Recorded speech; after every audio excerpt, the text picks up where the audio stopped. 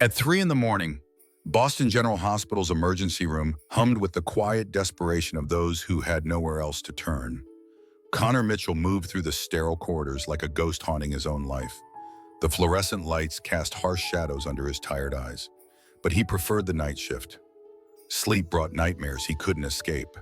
Connor had learned to live with the weight of Afghanistan pressed against his chest. 3 years had passed since Marcus Hayes died in his arms, blood seeping through desert sand while Connor whispered promises he couldn't keep.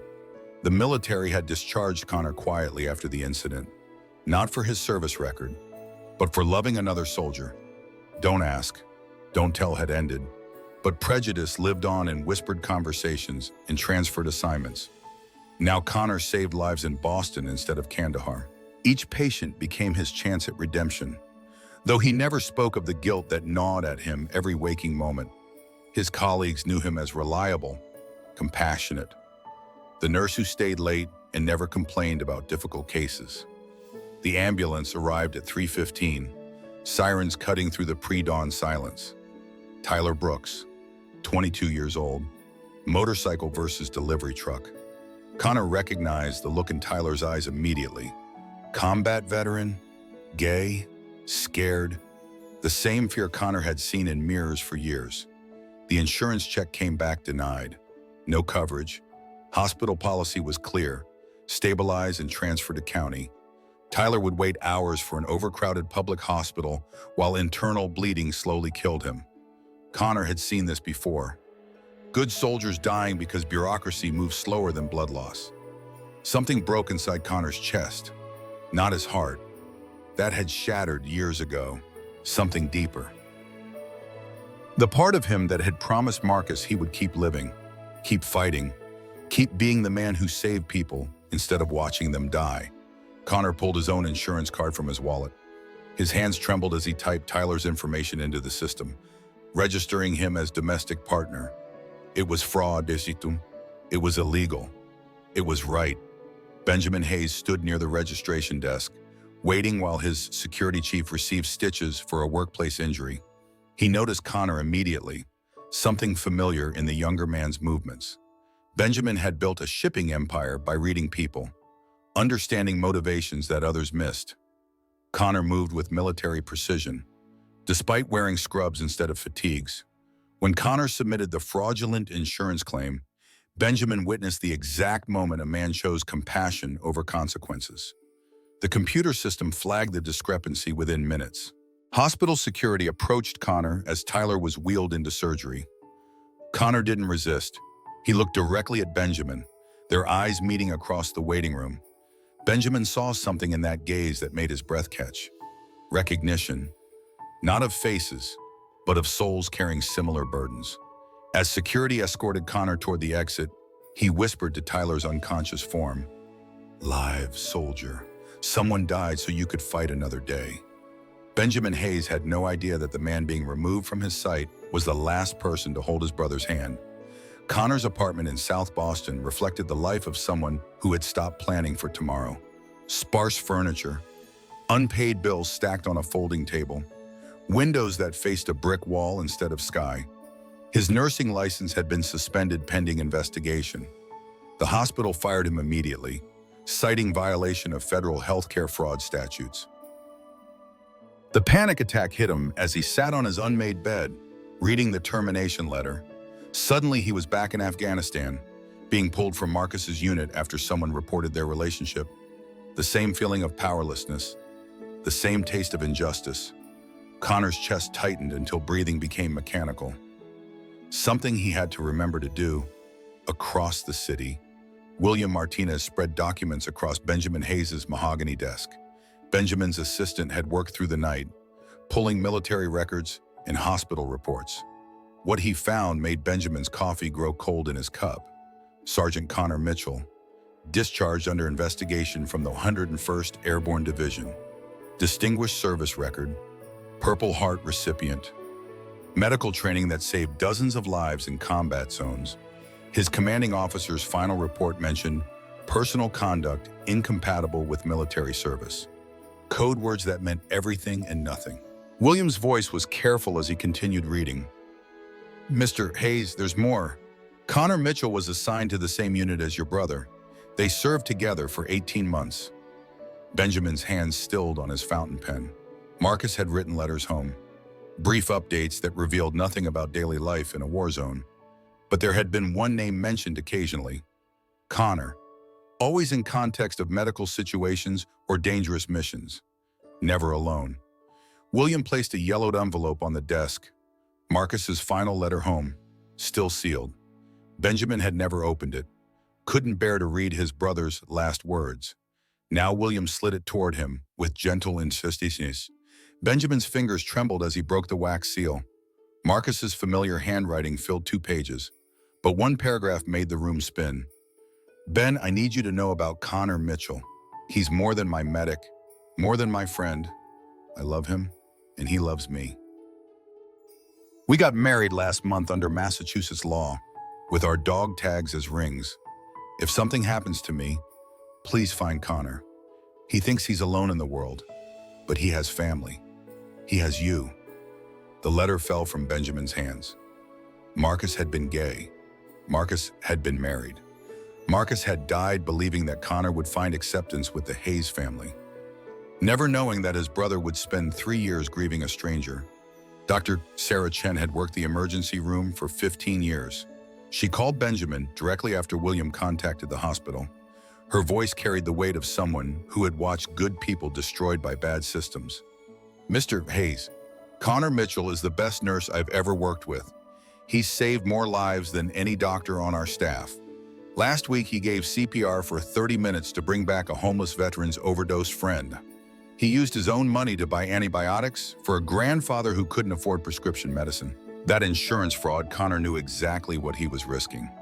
He did it anyway because he's the kind of person who believes some things matter more than rules.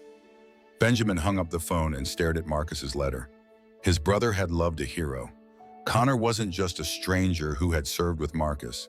He was family, chosen family, the kind of bond that transcended legal documents and social conventions. Outside, Boston's morning traffic began its daily symphony. Benjamin called his driver and gave an address in South Boston. It was time to bring Connor Mitchell home. Benjamin stood outside Connor's building, holding a cardboard box that contained the remnants of Marcus's life. Personal effects: the military had returned dog tags, letters, photographs, and items too precious for government inventory. At the bottom, wrapped in tissue paper, lay 2 wedding rings purchased from a pawn shop in Kandahar. Connor answered his door wearing yesterday's clothes and the hollow expression of someone who had stopped at believing in second chances. He recognized Benjamin immediately. The family resemblance to Marcus unmistakable in the set of their shoulders and the directness of their gaze. "You're Marcus's brother," Connor whispered, his voice barely audible in the narrow hallway. "And you are the man my brother married," Benjamin replied, holding up the letter that had changed everything. Connor's knees buckled. He gripped the door frame as if the building might collapse, as if the words themselves had physical weight. "He told you about us. He wrote it 3 years ago. I was too afraid to read his last letter until yesterday." They sat in Connor's living room, 2 men separated by grief and united by love for someone who existed now only in memory.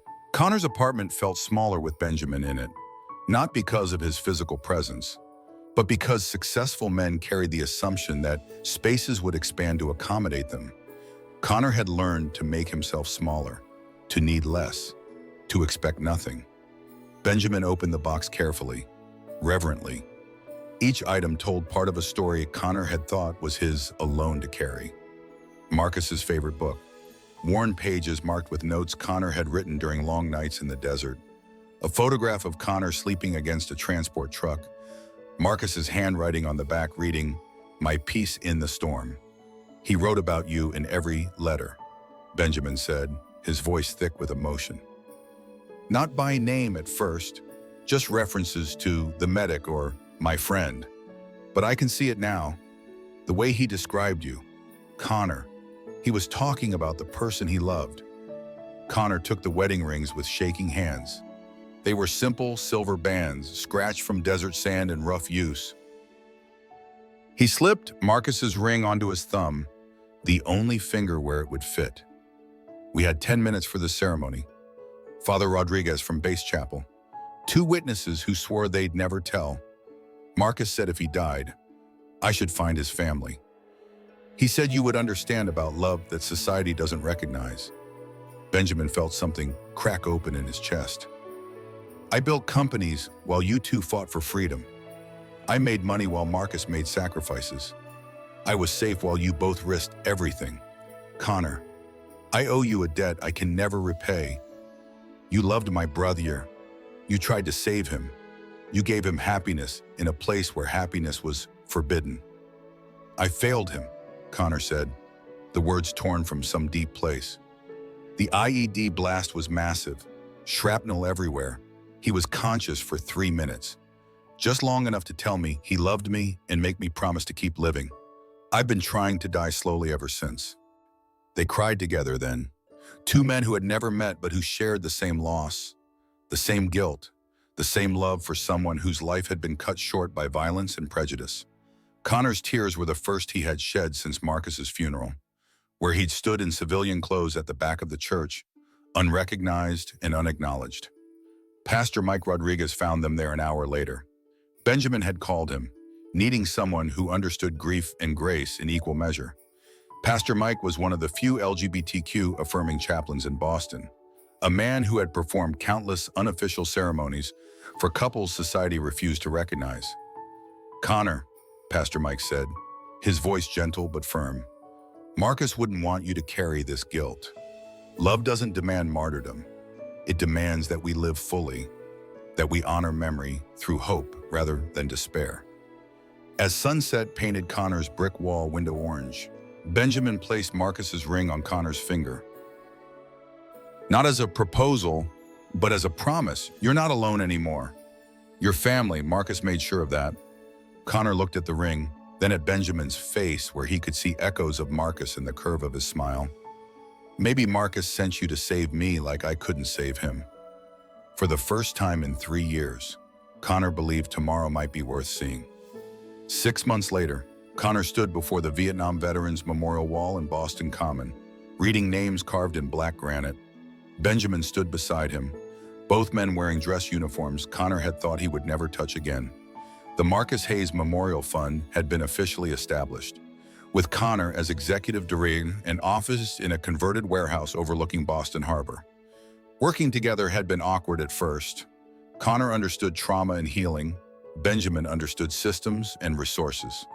Their first joint therapy session with Dr. Rebecca Torres had been stilted, formal. 2 men afraid to grieve in front of each other. But trauma has its own timeline, and healing doesn't follow business plans. Connor had nightmares. Benjamin had survivor's guilt about prospering while Marcus died poor. Connor felt undeserving of comfort. Benjamin felt guilty about every luxury Marcus never enjoyed.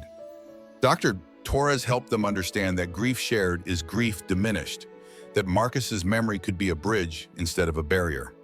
The fund's first success was Tyler Brooks. The young veteran had recovered from his injuries and now worked as a peer counselor, helping other LGBTQ veterans navigate systems designed by and for straight soldiers. Tyler understood Connor's hesitation about accepting help, the pride that made poverty seem preferable to pity. You saved my life twice, Tyler told Connor during their weekly coffee meetings. Once in the emergency room, and once by showing me that surviving isn't the same as living. Benjamin had learned things about military culture that Fortune 500 boardrooms never taught. How discharge papers could make the difference between employment and homelessness. How LGBTQ veterans faced unique challenges in accessing care, often choosing suffering over revelation. How Connor's case wasn't unusual, just unusually visible. The Veterans Day ceremony was Connor's idea. He wanted to honor LGBTQ service members who had served in silence, loved in secret, died without recognition. Benjamin arranged permits and logistics. Connor provided the emotional architecture that made the event meaningful rather than performative. Standing before 200 veterans and family members, Connor spoke without notes. We served with honor in wars that didn't honor us. We saved lives while hiding our own truth. Today, we stand visible. Today, we claim our place in military history. During the reception afterward, Benjamin found Connor standing alone near Marcus's memorial photo. 3 years of grief had changed Connor's face, carved lines of wisdom around eyes that had seen too much. But today those eyes held something new. Hope, perhaps, or simply the absence of despair. Marcus would be proud of this, Benjamin said, gesturing to the crowd of veterans embracing, sharing stories, finding community. Are you sure this isn't betraying his memory? Connor asked, the question that had haunted him for months. Us working together, caring about each other. Benjamin had been waiting for this moment, preparing for this conversation. Marcus wrote something else in that last letter. He said he hoped I would find someone who understood loss, someone who knew what it meant to love a soldier. Connor, I think he knew this might happen. I think he hoped it would. The first kiss happened slowly, tentatively, with Marcus's photograph watching over them. Connor tasted salt from Benjamin's tears and realized they were crying together again, but this time from joy rather than sorrow. 2 months later, Benjamin proposed at the same coffee shop where Marcus had first told Connor he loved him. The ring was new, but it incorporated gold from Marcus's dog tags, a symbol that love doesn't replace love but expands it. I can't promise to replace Marcus, Benjamin said, kneeling on worn linoleum while early morning commuters watched in surprise. But I can promise to love you the way he would want you to be loved. Completely, proudly, without shame. Connor said yes through tears, understanding finally that survival and happiness weren't mutually exclusive, that honoring Marcus meant embracing the future Marcus had wanted him to have. The wedding took place 2 years later in Portland, Oregon, where same-sex marriage had been legal long enough to feel routine rather than revolutionary. Connor wore his dress blues, Benjamin wore a navy suit. Tyler served as Connor's best man, his speech bringing tears to every guest. Connor taught me that family isn't just who you're born to, it's who shows up when the world falls apart. Sarah Chen officiated the ceremony. Having been ordained online specifically for the occasion, Pastor Mike Rodriguez gave the blessing, his voice carrying the weight of countless unofficial ceremonies finally being recognized by law. Marcus's photograph sat prominently on the altar, surrounded by flowers and military honors. The reception was held in Hayes Industries' main conference room, transformed with rainbow flags and military memorabilia. Benjamin's employees had become Connor's extended family. Learning about LGBTQ military history through casual conversations and company policy changes that made Hayes Industries a model for veteran-friendly hiring practices. 3 months after the wedding, they received news that changed everything again. The state had contacted them about adoption opportunities. Jamie and Alex, brothers aged 8 and 10, needed permanent placement. Their father had been a Navy corpsman, LGBTQ, killed by an IED in Syria. Their mother had died of cancer 2 years earlier. The boys had been in foster care, moving between families who didn't understand their grief or their father's identity. Connor and Benjamin met the boys at a supervised visitation center in Cambridge. Jamie was quiet, watchful, old beyond his years. Alex was defiant, angry at a world that had taken away everyone he loved. They reminded Connor of himself at that age, scared children pretending to be strong, protecting hearts that had already been broken too many times. "Did you know our dad?" Alex asked during their first meeting, his voice challenging anyone to speak ill of his father. "I knew soldiers like your dad," Connor replied carefully. Brave men who served even when their own country didn't recognize their families. Heroes who loved each other and loved their children and fought for freedom they weren't always allowed to enjoy. The adoption process took 8 months, background checks, home studies, psychological evaluations, paperwork that felt designed to discourage rather than facilitate. But Connor had learned patience from trauma, and Benjamin had learned determination from business. They persisted because the boys needed family, and they had learned that love multiplies rather than divides. The final hearing took place on a Tuesday morning in Suffolk County Family Court.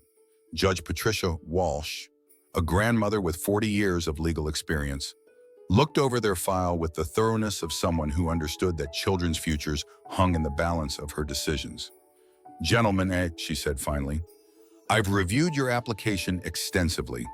The Marcus Hayes Memorial Fund has helped over 800 LGBTQ veterans in 2 years. Mr.